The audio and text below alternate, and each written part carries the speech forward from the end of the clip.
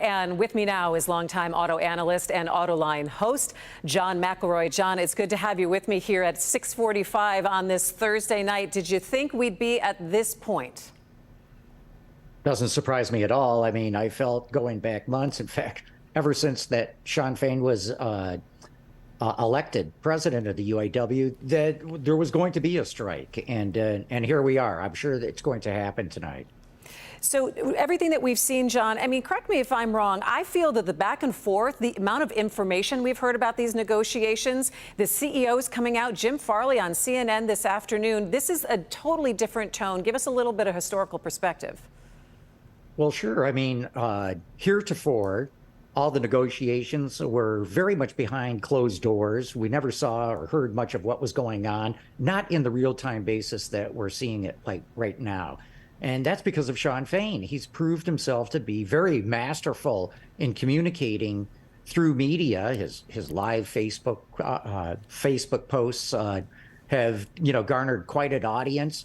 The media is covering everything that he's saying, and the OEMs felt, well, they've got to respond in some way. And so you see, Mark Royce doing videos on their website with his head of manufacturing, Jim Farley doing this.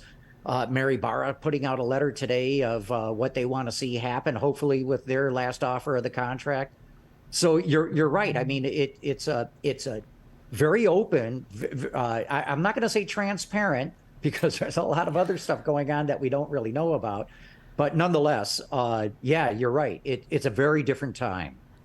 When we look about the potential of a strike, and it seems that we're rolling that way, and the economic impact, I think it was, according to Anderson, that they said it could be a 10-day strike, a $5 billion impact. Could that also impact the prices of cars as well? The market's going to determine that, not so much a strike. I mean, the market will let you price. Right now, it's a very generous pricing environment, so that would help in some ways. But yeah, I don't think it's going to affect the price of cars that much. But it obviously will affect the supply chain if there is a strike. Well, that's where the real worry is, because we know that, take the whole UAW negotiation thing out of it. There's a lot of Tier 2 and Tier 3 suppliers that are very severely financially stressed right now. The chip shortage, COVID, the drop in production in the United States over the last 3 years has crippled these companies. And boy, if you cut them off right now from their only lifeblood, there's a number of them that are likely to go over. I think Harbor Results has identified 1/3 of the tool and die supply industry is virtually unbankable right now. They can't even go and borrow the money they need to keep operations going. So they have this desperate lifeline to the car companies. And if a strike takes them down, it could be very hard coming back from that, because, as you know, if you're missing just one component, one piece of a car, you pretty much can't sell it. You can't even run it down the line. So that's where the real worry is about this strike right now. If it's a protracted strike, i.e. if it goes more than 2 weeks, that's where we're going to see the first break in the supply chain. What is your concern, John, when you're listening? What are certain words or some certain buzz phrases that you would be listening for in the next couple of days should a strike hit? Well, look,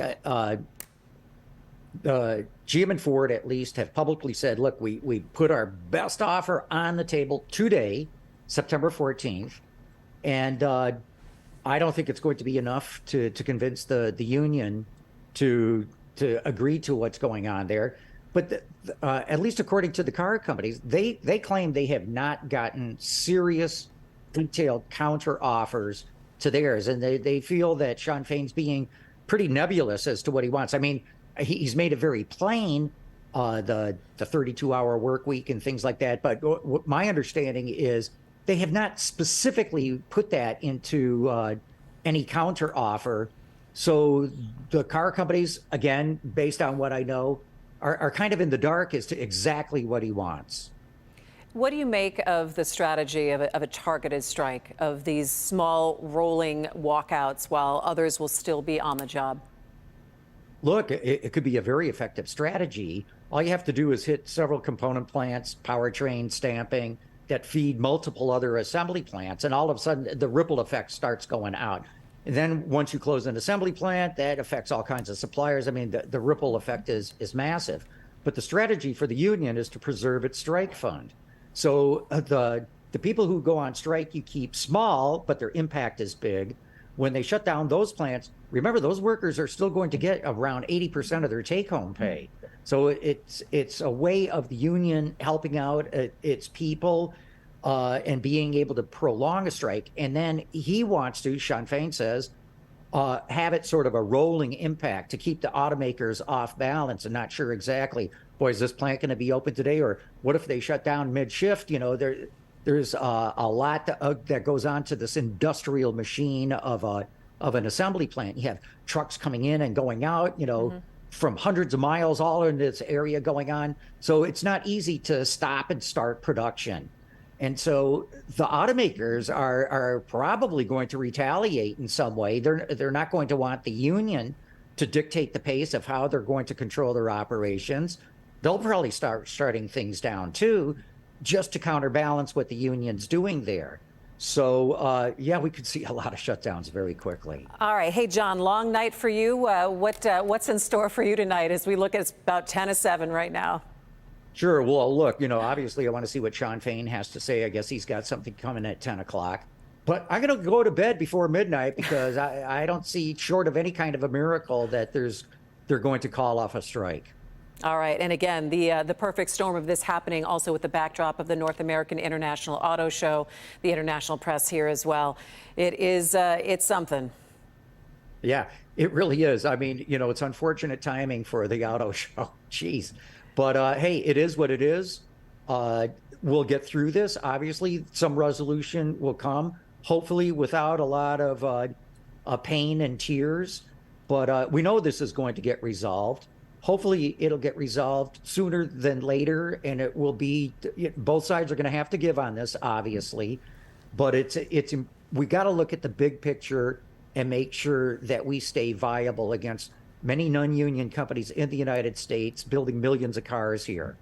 All right. Thanks so much. John McElroy, Autoline host, and of course, longtime automotive analyst here. It's always great to see you. Thanks for the perspective. We'll be talking to you soon. Thanks. All right, and here is a little bit of perspective for you when you look at strikes in history. The last strike that we had was back in 2019. GM workers walked out for 40 days, and GM said that cost them about $3.6 billion. And then if you want to go way, way back, the most famous strike, the sit-down strike of 1936 at General Motors in Flint for 44 days, that gave power to a newly formed UAW. And then back in 1941, the Rouge strike at Ford. It only lasted 10 days, but it was long enough for Henry Ford to finally recognize the UAW. And then in 1945, the strike against GM lasted 113 days. It cemented better wages, health benefits, and pensions.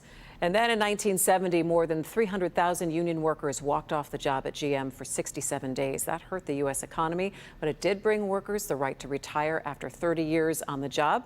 Then fast forward to 2007, a strike against GM lasted only 2 days, but that brought in the tiered wage scale. Just a little bit of perspective for you as we roll towards the strike deadline at 11:59.